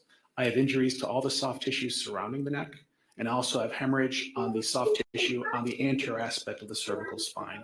This is hemorrhage deep through multiple layers of the neck, consistent with a great deal of force being applied and a great deal of injury. Dr. Vincent Tranquita also described the dismemberment, saying Thyrion's body was essentially bloodless and that Schabusiness unfleshed it. And I believe that this is post-mortem mutilation because there is no hemorrhage associated with these injuries. In other words, I have multiple sharp force trauma with multiple stab wounds, multiple punctures, multiple incised wounds of the skin, deep cuts within the muscles and tendons and soft tissue, deep cuts within the bone, but all of these cuts are non-hemorrhagic. In other words, there's no blood or bleeding associated with it. These are consistent with post-mortem mutilation. In other words, there's no circulation going on. Early on, many drew parallels between Schabusiness and Jeffrey Dahmer, saying hers may be the most gruesome case in the state of Wisconsin's history since the prolific killer was tried back in 1992. Prosecutors also brought up Dahmer and Schabusiness's interest in the murderer. I was looking for search history on the internet. I was looking for photographs. I was looking for phone calls, text messages, messaging application chats, things of that nature. Did you notice anything of evidentiary value? There was some search history that I found interesting, like internet searches that I found interesting. Yes. And what was that? Things such as flaming pentagram, Jeffrey Dahmer, things like that. KKK, I believe, is one of them. What? And, He's not even white. Did you note the dates How? and times of the respective searches that you believe are relevant? It was around the time of the homicide. Throughout this all, the defense clung to one piece of evidence on their side: inconclusive DNA recovered on the sex toy Schabusiness admitted to using on Thyrion's remains. As to the testing and swabbing of the dildo item J1, are you saying that you could not confirm whether or not Shad Thyrion's DNA is on that item? Is that what you're saying? Wow. Correct. He had an uninformative conclusion for the autosomal results and an inconclusive conclusion for the YSDR results. After 3 days of testimony, both sides rested. The defense declined to call any witnesses, and Schabusiness waived her right to testify. My understanding from listening to Mr. Freilich is that you've decided that you would like to exercise your right not to testify. Is that correct? That is. Okay. Now, I know you've spoken with your attorney. Do you feel you need any more time to talk to your attorney about that decision? No, I did not. Both sides then presented the first round of closing arguments. Right? This isn't an accident. If it's an accident, you're not going forward. You're not seeing this result and keep pulling. You're calling for help. You're stopping. You're certainly not after the fact, after you finally finish, then cutting up his body, right? You have all the evidence in this case points to intent, right? You think? After the fact, like I said, if this was an accident, No. something happens, right? You call for help, and that you have the exact opposite. You have the defendant cutting him up and cleaning up, getting rid of the remains, pouring it down the shower. We heard a lot of testimony about that. Kind of wiping up with the Clorox wipes, which the defendant is acknowledging as well. So you have the defendant's statement in the case, and it lines up with everything else in the case, right? Even little facts that she's remembering and telling you about, right? I'd like to share with you that I believe this case is a puzzling, unclear, confusing, and bizarre set of facts. It is unknown what really happened between February 22nd of 2022 and February 23rd of 2022. What we do know in this case is that numerous law enforcement officers testified. We had detectives, we had police officers, we had Dr. Tranquita. Can we really take her defense attorney seriously, everybody? I know you're all listening to it, and I got to give this defense attorney a lot of credit because he's doing his job that he has to do, but I'm sure that he's feeling shameful right now even saying this. Excuse me, was there any DNA on that dildo that she said that she shoved up his butt while she was chopping him up? Oh, yeah, well, maybe. Does it matter? Because we just heard her say that she did that, and she talked for hours about it. Interesting. And DNA experts, forensic specialists, lots of different people, some citizen witnesses. I'd ask that you consider setting aside your emotions and decide this case based on the facts that are presented. What I submit to you, ladies and gentlemen, is that there really are no eyewitnesses as to what really happened down in the basement. There is no Taylor Schabusiness there, no other people there. And so that'll be something that you'll have to consider and think about. After only 45 minutes of deliberations, jurors returned 3 verdicts. We, the jury, find the defendant, Taylor Denise Schabusiness, Look guilty at her of face. first-degree intentional homicide as charged in count 1 of the information, dated this date, July 26th, 2023, signed by the foreperson. The second verdict reads as follows. We, the jury, find the defendant, Taylor Denise Schabusiness, guilty of mutilating a corpse as charged in count 2 of the information, dated this date, July 26th, 2023, signed by the foreperson. The next verdict reads, we, the jury, find the defendant, Taylor Denise Schabusiness, guilty of third-degree sexual assault as charged in count 3 of the information, dated this date, 26th day of July, 2023, signed by the foreperson. Just hours later, jurors returned to the Brown County Courthouse for the second half of the case. The defendant has been found guilty of first-degree intentional homicide, mutilating a corpse, and third-degree sexual assault. We will now proceed with the second phase of this trial. During the second phase, you will be asked to determine whether the defendant is not responsible by reason of mental disease or defect. Before you may find the defendant is not responsible for the criminal conduct, the defendant must satisfy you to a reasonable certainty by the greater weight of the credible evidence that at the time the crime was committed, the defendant had a mental disease or defect and as a result lacked substantial capacity either to appreciate the wrongfulness of the conduct or to conform that conduct to the requirements of the law. For the defense's second opening, I love this judge. He's great. He's calm. They picked the perfect judge, and we're going to hear more from him at the end of this. But we still have more to go because you guys haven't seen anything yet. When you've seen a few faces, and you're shocked. Like, did she just laugh about that? And you saw some grainy footage going on. But when there's a friend that testifies that she knows, she can't even hold her composure, y'all. So keep going, but that judge is great, and this defense attorney is doing his job, but yeah, I don't know how. Amen to him. echoed Judge Thomas Walsh's instructions.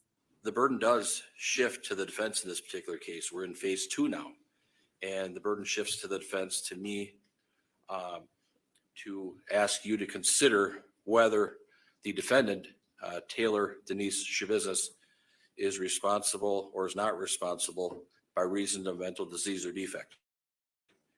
And Wisconsin law, under Wisconsin statutes 971.15, does require the defense to satisfy you jurors to a reasonable certainty by the greater weight of the credible evidence that at the time the crimes were committed, which was February 22nd of 2022, that Taylor Schabusiness had a mental disease or had a mental defect, and that as a result, she lacked the substantial capacity either to appreciate the wrongfulness of her conduct or to conform her conduct to the requirements of the law. Brown County Assistant District Attorney Caleb Saunders argued Schabusiness's disturbing choices did not equate to mental illness.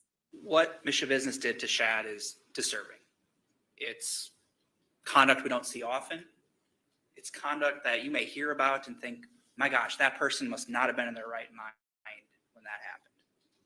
I'm not going to sit here and try to convince you otherwise. But you've already carefully listened to the evidence and followed the law that the judge gave you. And you'll do so going forward as well. Because you will be told what a mental disease or defect is and what it is not. A mental disease is not antisocial conduct.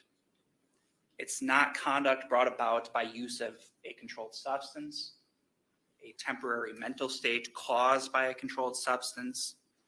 A person is not mentally ill just because they commit something that's unnatural, that's so enormous, that just is beyond comprehension, right? You'll be instructed that those are not mental diseases or defects. Nope. So as disturbing as the conduct you already heard about is, and may be, that's not where the analysis ends. For the defense's first witness, jurors Her heard from dad. Schabusiness's father, Arturo Coronado, who described Unbelievable. her troubling childhood, mental health issues, and drug use. And he also blames the system, y'all. He's coming from prison or jail. I don't know if it's prison or jail, but he's in his jail jumpsuit and he's coming from there to testify, and then he blames the system. The nerve of him. Whoever thought about parents taking care of their kids? Check it out. Something happened to Taylor's mother at some point. She's smiling. Okay. She passed away May 20th, 2009. In her sleep. Okay. Did that take a toll on your daughter, Taylor? Well, of course. Can you tell me a little bit, sir? On my son as well. And You see this? I'm pausing it because what? Sorry if I'm getting loud, but he's literally sitting there saying that she passed away. Did it take a toll? Of course it did, sir. And she's laughing and she's like, no, it didn't. What are you talking about, Dad? Oh, you're just trying to help me out now, aren't you? Thanks, Dad. Trying to help me out. Look at her face. and me. It took a toll on everybody, correct? But yeah. And I when her can't. mother passed away in May of 2009, how old was Taylor? 11, probably 11 and a half. Okay. My son and daughter were, about 9 and a half, 11 and a half years old. Okay. Was there a point where she got pregnant? Well, about a year and a half ago, maybe. Okay. And she had a baby, correct? Yes, she did. And the baby is currently living in Texas with the grandparents, correct? Yeah. How is that relevant to anything here? Why do we need to talk about him? Let me ask you this. So before the baby was born, was she placed at Nicolay Psychiatric Center? Before the baby was born? Yeah.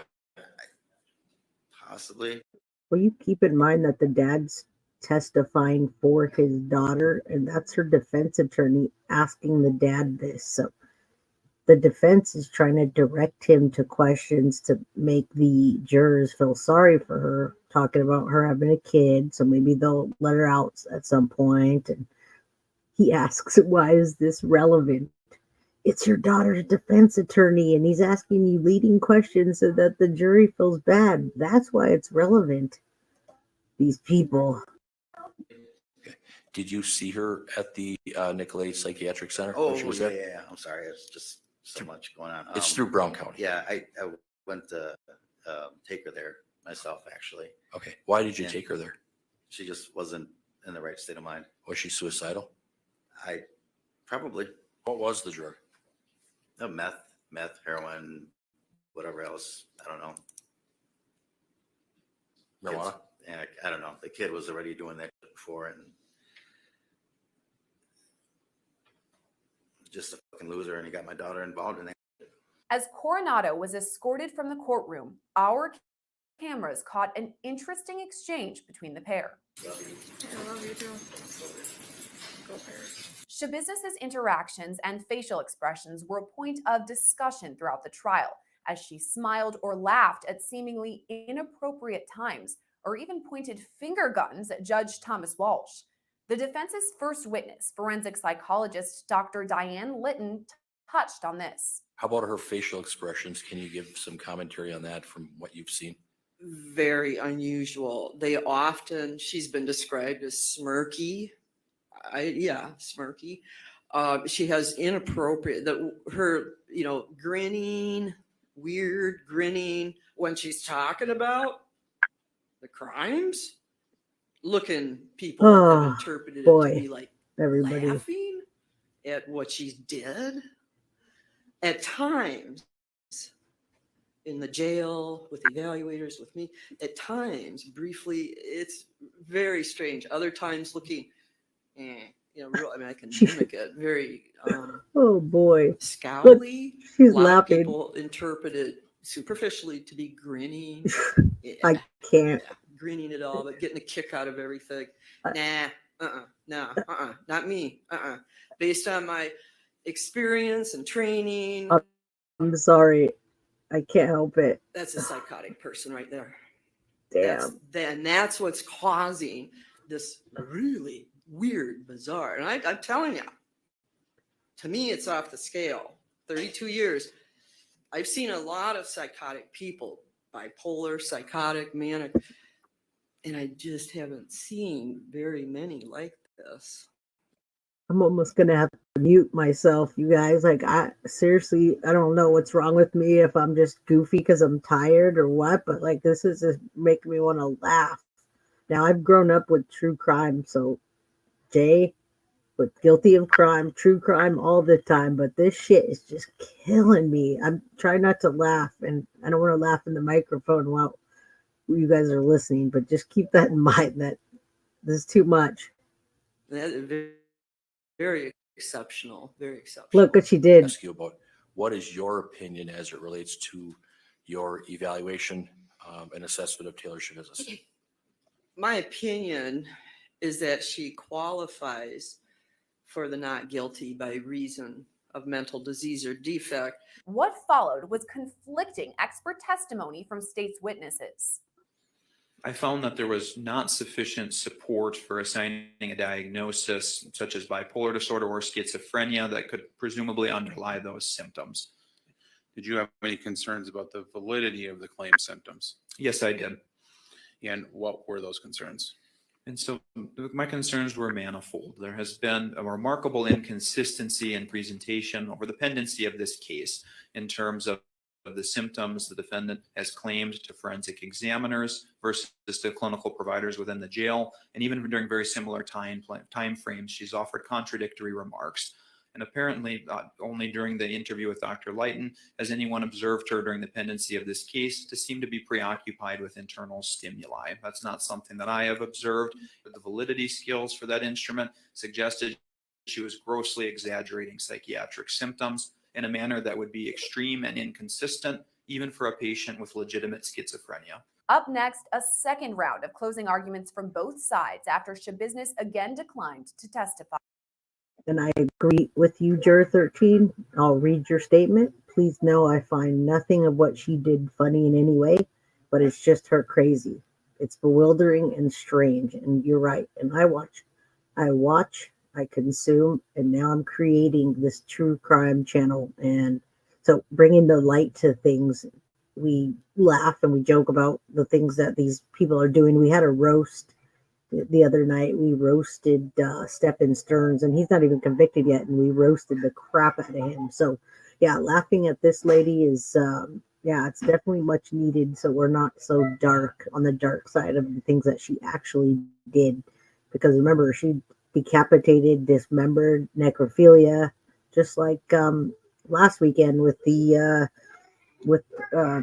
Ed Kemper. So she's right up there with the serial killers, and she only did one murder that we know about. So we want to bring the light side, but at the very end of the video, I'm going to play the serious side of this case and what actually ends it and her sentencing, and it'll be very serious. And the judge has some words, some heartfelt words and real serious things to say, and nothing's funny about the end of this. So during it, we're going to joke and we're gonna roast these people. I'm gonna roast these murderers and just how it goes.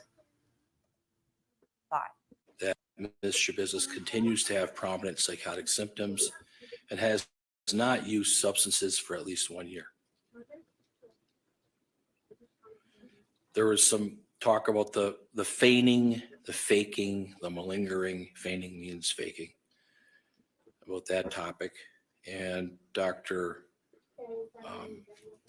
Lighton indicated that it was her opinion that my client was psychotic at the time of the alleged offense, and it wasn't simply due to drug use. It's clear that Taylor Schabusiness had a problem with methamphetamine, with drugs, marijuana, other drugs maybe. Dr. Lighton says that Ms. Schabusiness had a very strange presentation, had facial expressions that can appear inconsistent with the context. If you're talking to her about something, she might smile or grin, and it may not be the appropriate time for that. But she opines that her assessment finds that Taylor Schabusiness has a genuine mental disorder of a psychotic nature, which is most likely bipolar 1 disorder. So this idea that this manic episode arose and dissipated in a flash, just happening to be around the 5 minutes where she's actually strangling him and then the day that she dismembers Shad, it's utter farce. There's no basis for that. Instead, we're relying on a bipolar 1 diagnosis from April of 2021. It's a year before the offense. Mental disease or defect is not a mental state brought about by the ingestion. Look, guys, of controlled substance. he's laughing We again. heard about meth-induced psychosis, right? Again, that's something that's being brought about by a controlled substance. Those aren't mental diseases or defects. You're responsible in this state for anything you do because you choose to ingest methamphetamine. That's the law. Agreed. You heard nothing in this case about there being some permanent condition. None of the doctors diagnosed the defendant from suffering from any brain disease because of methamphetamine use or some other substance. Not even her doctors will say that. So when the defense argues that the chronic use of drugs or alcohol may produce a condition that can constitute a mental disease or defect, if the condition has become permanent, nobody is testifying to that in this case. That's not any evidence that you heard. Jurors then deliberated for only 55 minutes before Damn. returning a verdict.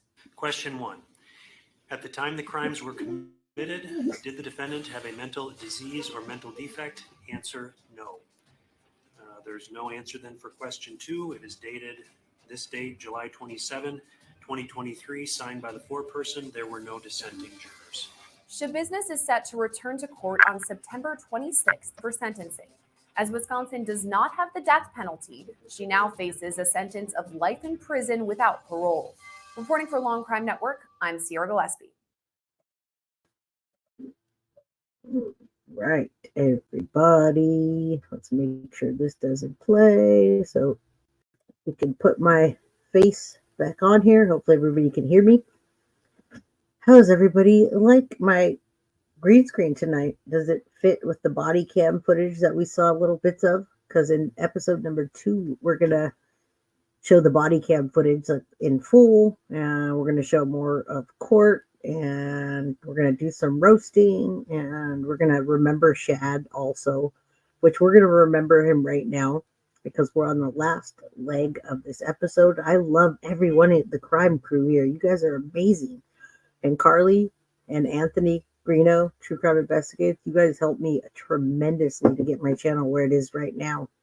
For the background to look how it does, and for my intro, outro, all that. So this is not about me, but I just wanted to thank you guys while I'm here, since we're doing it live. And we're going to watch the seriousness of the case. And we don't have to wait until September, everybody.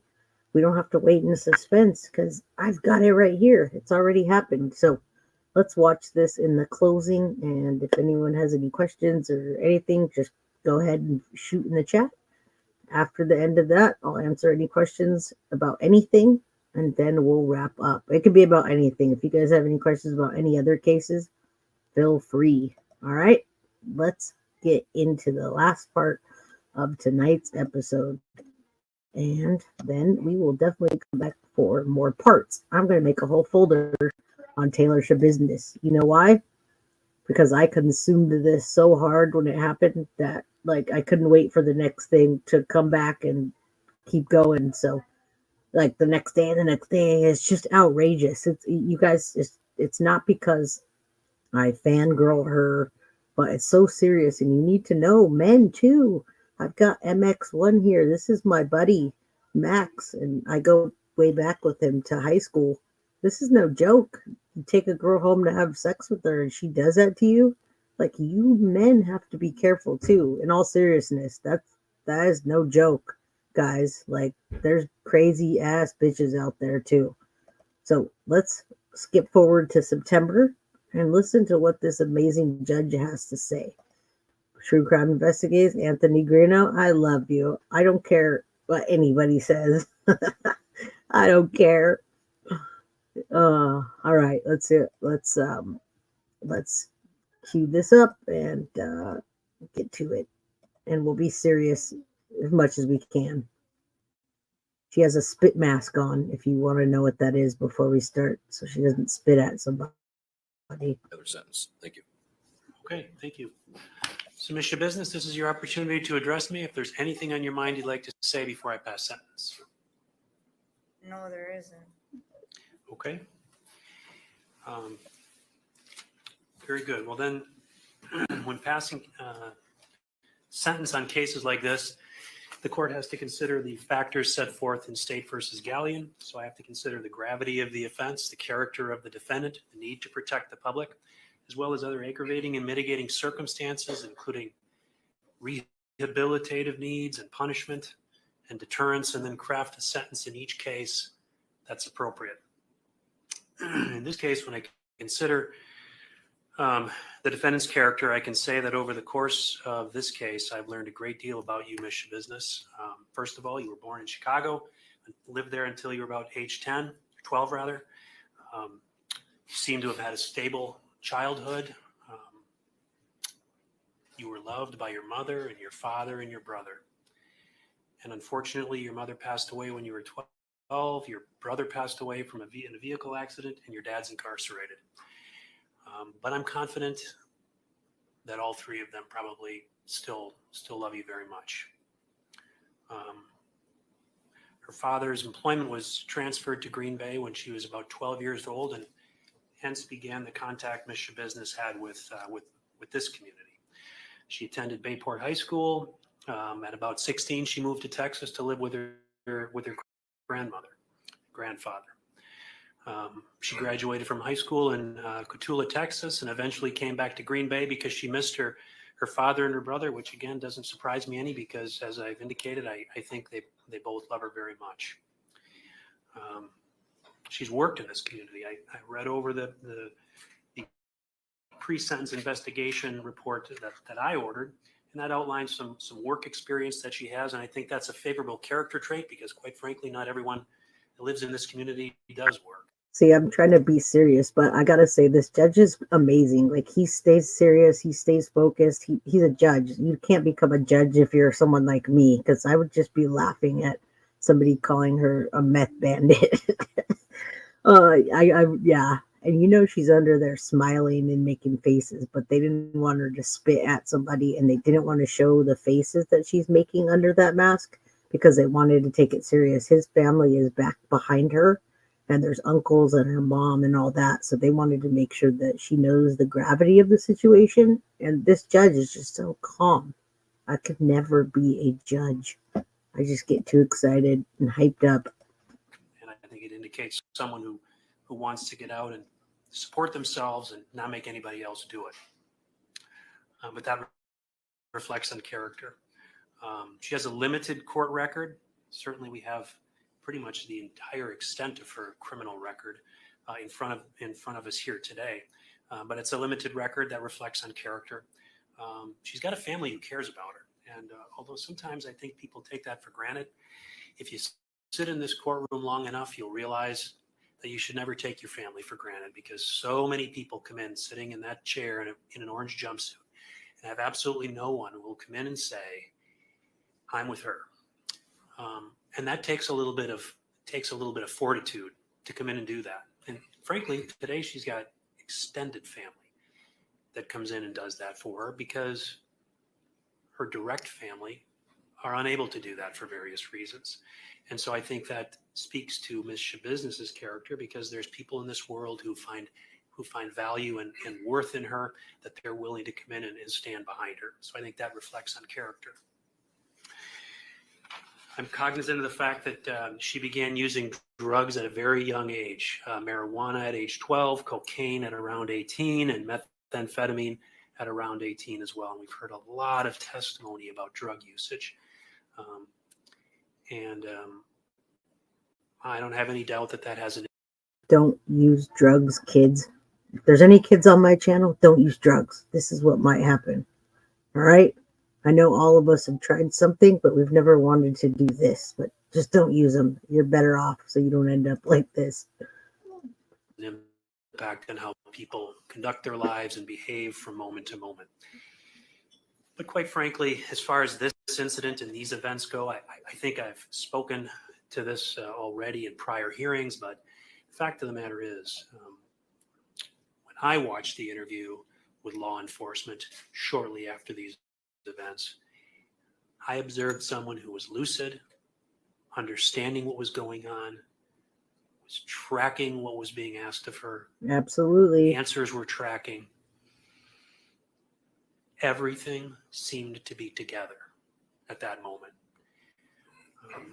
I don't really see the influence of drugs now. It doesn't mean it's not there, but I didn't see it in that interview, which is the most closely the most close proximity to the events of this night that we have. Is that interview. Absolutely. And right then and there, she seemed to be very There you lucid go. in what she was doing. But I don't doubt that there's a long history of drug use, serious drug use. Methamphetamine is a plague in this community, and it seeped into this case as well. And it's something that we have to constantly fight against. It's not a battle that the system wins often, but we're making some headway. And every little step we take is perhaps one life that can be saved as a result of that drug coming into this community. But it's a big problem, and it is in this case. I've heard about Ms. Schabusiness's mental health history. I've read stacks and stacks of mental health records that have come in as recently as a few days ago.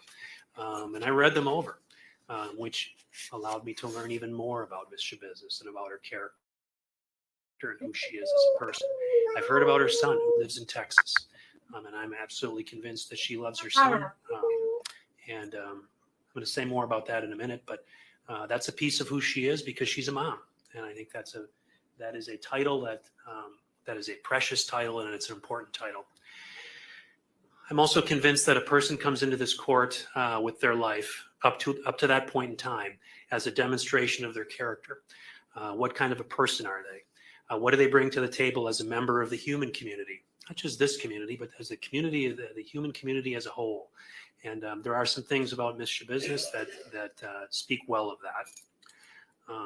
I was a little bit put off by a statement that I read in the pre-sentence investigation report, frankly, from her father. He said on page 17 of that report, "I feel like the system could have helped Taylor and kind of failed her as well." And I reflected on that because it's difficult to understand who people refer to when they say the system fails people. Because you know what? It's not the job of the system to raise people's children. The system tries to do that. The system is not perfect. Like our fight against methamphetamine is not perfect, but we carry the fight on. People in our community get into the system, be that the court system or the system dealing with child protection. Really, I think what they're referring to, I don't know, but it seems to be the government. The government needs to come in and do more to take care of people who have gone astray. And I'm not sure that that's the case. Nonetheless, attempts are made. Attempts are being made in this courthouse every day. And to suggest that somehow it's the system that failed. It always surprises me a little bit when people come into court. They're coming in an orange jumpsuit and chains to suggest that it's the system that's failed my daughter. There's a certain irony in that. There really is. And it disturbed me when I read that piece. I'm not so sure it's really relevant to what should happen to Ms. Schabusiness, but it was relevant to what I heard from this witness here today. Because I think the system does the best it can. It's imperfect, and it has very much to do with the amount of resources that the public wants to put into the system, and those resources are. Wow, that really got to the judge, didn't it? Out of everything that he heard, that really showed emotion that pissed him off, that he said the system should have done more. No, parents should do more, not the system. Your kids shouldn't be in the system, everybody. If they're in the system, it's either because, well, sometimes that happens, but you do your best as a parent to take care of that and remedy it, not the system. Actually, the system, when you get into it, it sets you up for failure. So if you didn't know that, guys, being in the system is not a good thing, and they're not going to help you. They set you up to go right back in, because being in the system is a job. Finite. But as I say, in this building, the system is doing everything it can to fight drug use with all of our treatment courts, with everything we do, to try to help push back the plague of drug use that's occurred and that we've heard so much about in this case. So I read that statement. I heard from Ms. Schabusiness's father. He is coming in here to talk about his daughter, who's also going through the system. And I couldn't help but think of everything I heard about Ms. Schabusiness's son, because it seems to be a cycle. It seems to be just a circle. It's coming around again. So that if he ever finds himself in the situation that his mother finds himself in, where we hope not, she's the only one he's got left to come in and speak for him. Again, I guess it's the system that's done something, but it all starts, frankly, at somebody's home and what they have to offer to their children. Yep. And so, anyways, I reflect on that, but I'm also convinced that no one is responsible for where they come from, but you are responsible for where you're going. So there's a lot of tragedy that has occurred in Ms. Schabusiness's life. There really is. I've already reflected on some of that. And it almost seems as if you could apply the phrase, she never had a chance, to Ms. Schabusiness. But as I said, you're not responsible for where you come from, but you are responsible for the choices you make about where you're going. And Ms. Schabusiness has got to be held responsible for that. And this is the ending of a process that is doing just that. At the same time, I'm absolutely convinced that, irrespective of the sentence that Ms. Schabusiness gets, which in light of these charges is going to be a life sentence, every human being has the ability to move forward and find meaning in their life. And Ms. Schabusiness, she's in the same town as Jeffrey Dahmer, I believe. Well, no, I'm not sure right now, but it obviously doesn't have the death penalty. It's in Wisconsin. He was in Milwaukee. So, yeah, there's no death penalty. Otherwise, that would be the death penalty. And she definitely just went for a mental, Lori Vallow type of thing. And Lori Vallow does the same thing, everybody. Everybody knows the Lori Vallow case. She laughs at inappropriate times, smiles at people, waves, and she has her fan club. All right, we're getting to the end of it. Business has that opportunity, just like anybody else in this courtroom. She has the ability to do that, and I certainly hope that for her. But all of those things I reflect on when I consider the character of this defendant. Next, I move on to the gravity of the offense. And I sit in this chair often, and I address situations where people have been have lost their lives, or people have been violated terribly, and I always indicate that really the offense in this case can't be overstated, and that seems very appropriate to say that in most cases when there's been such a death or a violation. But in this case, it seems different. In this case, you seem to run out of superlatives when describing what happened in this case. You really do. The list of superlatives don't seem to measure up to what you see, what you hear about, and what we heard about in the trial. This crime offends human decency, it offends human dignity, and it offends the human community. It really does. When someone loses their life needlessly, it's tragic. It really is. It's tragic for family and friends and community. When life is taken from a person in the fashion that it was in this case, where the victim's remains are cut up and packaged in containers, it's difficult to identify a human nature in those activities. It really is. All right, now we're getting to real talk. I think the judge got a little bit sidetracked by his own feelings, which that happens all the time. They start talking about their children or just reflecting on the case when they write up what they're going to say, because they think about it for a while before they do. And that really struck him. But now we're getting to the meat, and then we're going to get the final sentence. It's very troubling. It's difficult to recognize the general belonging I said getting to the meat. No pun intended, y'all. Sorry about that. that most people have for their community. It's difficult to recognize community in anything that happened in this case. This is a small community that we live in, where the web of relationships almost encompass everyone who lives here, such that people look out for each other and care when something bad happens to one of our members. And in a broader sense, the community we exist in is the human community, as I've reflected on, and these actions are foreign to all of that community, and they shock the community beyond the ability to adequately express in words. They really do, and that's the gravity of this offense. That is the gravity of this offense. Absolutely. There aren't superlatives for it. There aren't really words for it. You can get a sense of it. You can get a sense of it and a feel for it, but there's no really way to express the gravity of this offense. So the need to protect the public is an important factor the court needs to struggle with as well. And in light of what I've just indicated, I think it's plain that there is a need to protect the public in this case. As I said, this behavior seems so removed from the human community as to be unpredictable. It really is. And in a place where this kind of an offense, kind of actions, kind of a crime is possible, with no advanced warning signs, and absolutely anything's possible then. Where this kind of a thing is possible, absolutely anything is possible. And from that, the public needs protection. They really do.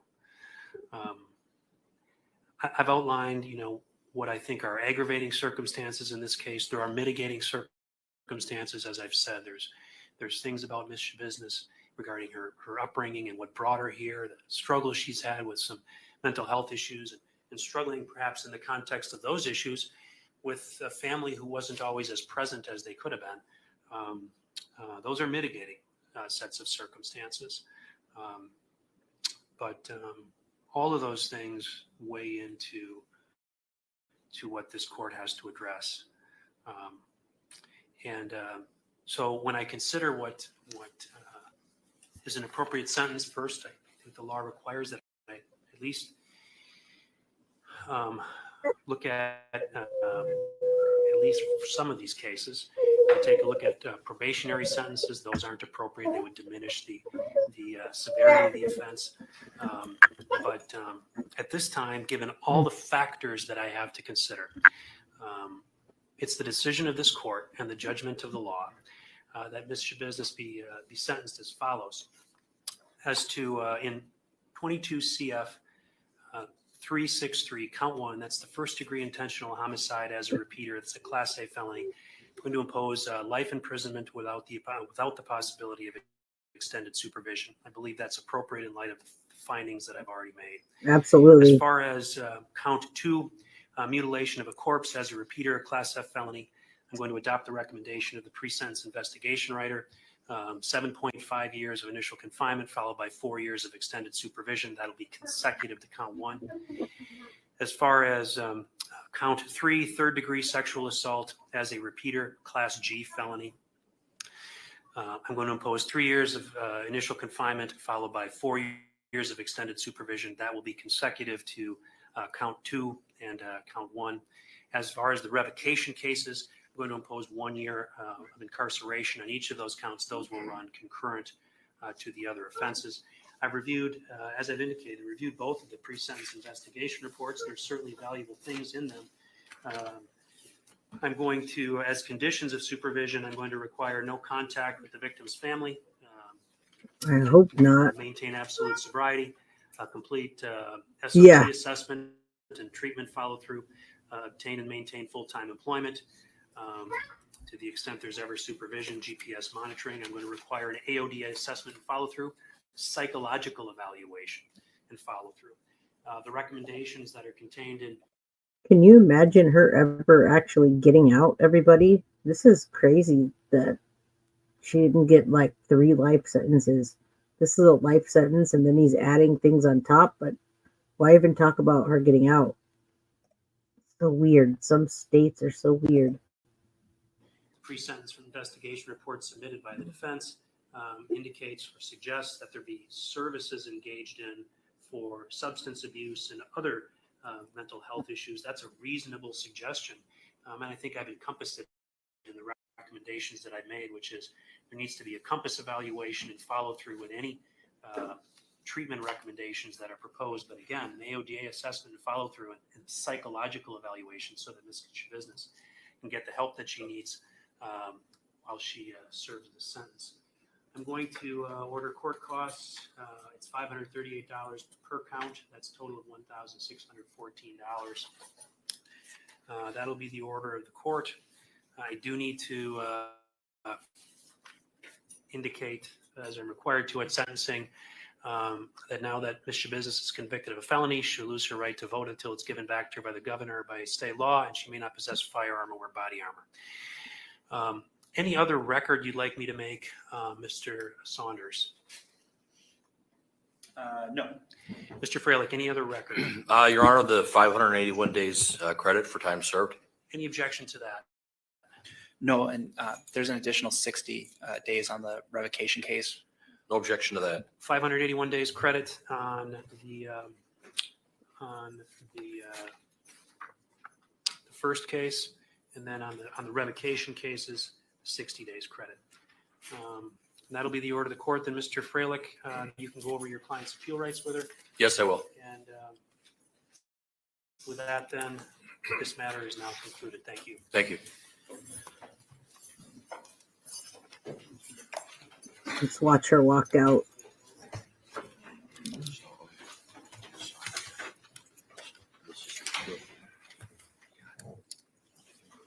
She's so inappropriate at the wrong times. It's just inappropriate. Everything she does is at the wrong time. Like, that was her attorney asking for time served, and she's like, what? Let's just watch her for a minute, see if she pulls that thing down, and then we'll wrap it up. Yeah, her hair is confusing you because she's got like this bun thing. Watch her for a minute.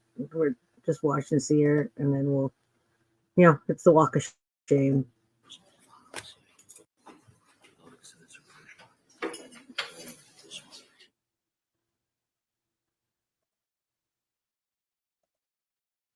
All right. Nothing to see. She didn't do anything cool. We're going to stop sharing this and close out of YouTube and all that fun stuff. Oh, man. You guys, we did it.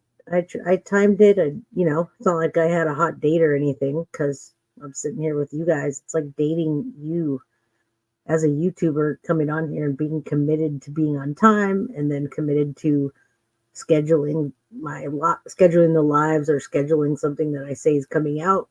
It's interesting.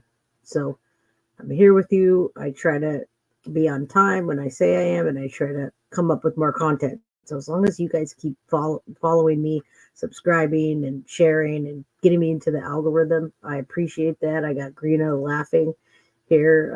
I don't know if he's laughing at the man bun tied with a piece of bed sheet. Yeah, definitely a very serious case, but you gotta see the funny side of it, and that's what I'll bring you. Sometimes when it's a kid, we're not laughing. We can roast the defendant. We can always roast the defendant because that's just what that's what they get. They deserve it. So if everybody seems like they're tired and it's 9 o'clock here and it's probably, I don't know, 10, 11, 12 where you are, I appreciate every single one of you. You guys are the crime crew, and everybody's going to be the crime crew. eventually. Thank you, Max. I appreciate that. And I plan to keep doing these. And yeah, I'm investing my time, but I'm also making really cool friendships with these other people. Max, I've known you for 25, 30 years. I've known you since I was 14, so 30 years. Yeah, these people are all my new friends, my new YouTube friends, and I appreciate every single one of you for being here, supporting me, staying on the channel through it. I don't know if I'm making the right content, but I'm doing whatever comes out of my head and putting a story together for everybody and hoping that you all like it. So with your help, feedback, support, that's all I really need to keep going. And I will keep making more content. I have more for you coming up Sunday. We're going to do Elijah Vu update with JT at the Poco Moonshine channel. He's going out to search, or he's doing something out in Two Rivers. So we're going to have updates on little Elijah. And yeah, I love every single one of you. And thank you guys all for contacting me. I'm getting a bunch of emails now, and a bunch of people Facebooking me that I don't even know. So I assume it's from the channel, because I don't normally talk to strangers, everybody, because true crime scares me. Despite the fact that I laugh about it, I'm really scared of new people and not wanting to go out or anything like that or meet people. But if you come in my house, I have my gun, so that's a whole other story. That's for another day. I still have to go shooting and get those pictures. Anyway, everybody have a good evening. I'm going to play the outro. Mr. Anthony Greeno did that. Not only is True Crime Investigates a really amazing channel, but I don't think he gets all the credit that I know of that he deserves with filming videos. He films, directs, writes, creates, makes YouTube videos. I don't even know what he can't do, but very talented Anthony Greeno, True Crime Investigates. And yeah, I think soon, if he keeps on that path, we're going to hear a lot more and see a lot more when this Delphi thing ends. We're going to see a lot more cases and other true crime. I can't wait for that, because I love his videos. I couldn't do that. Like I don't have that talent, but I can sit here and share content and tell you the story that I can tell you in the way that I tell you. And I appreciate every one of you. On that note, good night. Listen to my outro, because Greeno, Anthony, True Crime Investigates, made it for me. Guilty of crime. I want to thank you for watching. If you enjoyed my content, please share this video, like, and subscribe. You can also follow me over at Facebook, Instagram, TikTok, X, or Gmail. If you'd like to donate to my channel, you can use Cash App or Venmo or PayPal. Thank you very much in advance. Guilty of crime. Are you guilty?